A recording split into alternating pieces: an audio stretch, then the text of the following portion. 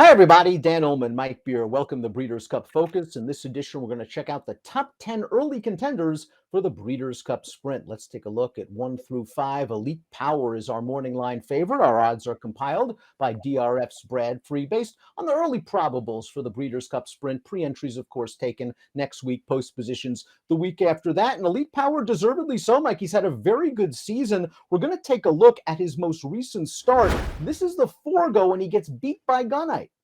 Yeah, going to take his first loss of the season in this race, Dan.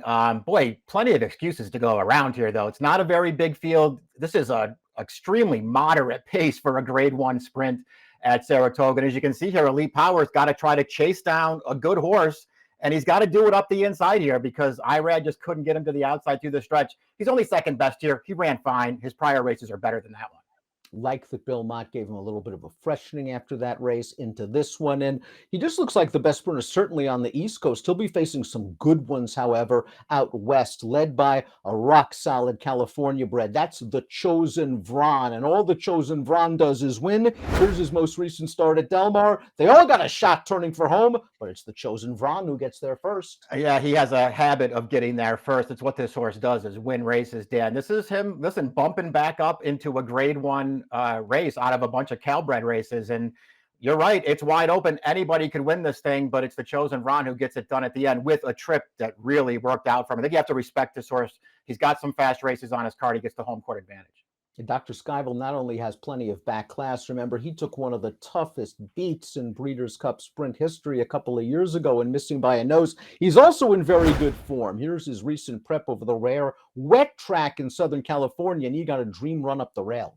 Like the way this horse has come back from a really long layoff in a limited campaign this year, Dan, as a 5-year-old. And listen, yeah, he's got the inside run here. He gets to save a lot of ground, but he was part of this pace basically right from the start, as was the runner-up in here, the 3-year-old Speedboat Beach. And it's Dr. Skyville who prevails. He's a good horse.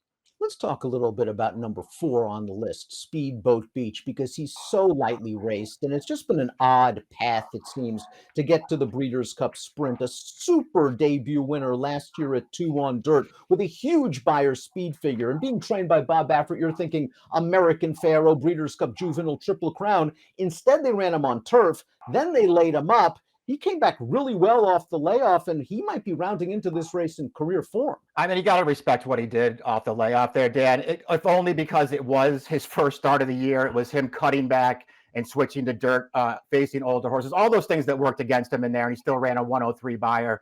It's a good performance. I don't really know what to make of this horse. He's obviously talented. I can't say that I thought he had, some kind of huge excuse in that loss that we just watched, Dan, except that he, was off the long layoff. Let's throw up 6 through 10 while talking about the number 5 Anarchist, who lacks a little bit of that Beyer sizzle with a career top of 99, but he's another honest horse that seems to show up every time and is the kind of horse that can work out a trip. I do like that about him. I wonder, I think it's fair to wonder whether he's good enough to beat, some of the top guns in this race if they show up with their best performance. But he's certainly viable at a price among these, the second half of this field, Dan. I feel like the horse that's number 6 on the list here, Gunite, if they're going to reroute him, you got to move this horse up in your rankings.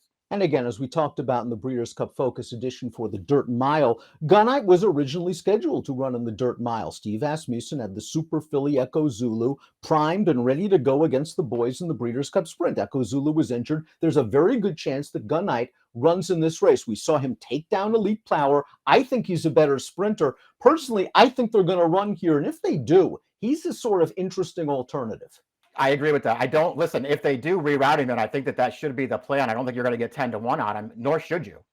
7 through 9, to me, and maybe you'll disagree, Mike, to me, they're more like Grade 2 type runners on their best day. They probably need to improve a little bit in order to upset the sprint. I do agree with you there, Dan. They're quality horses, but I think they're in a little bit tough if the top guns show up here.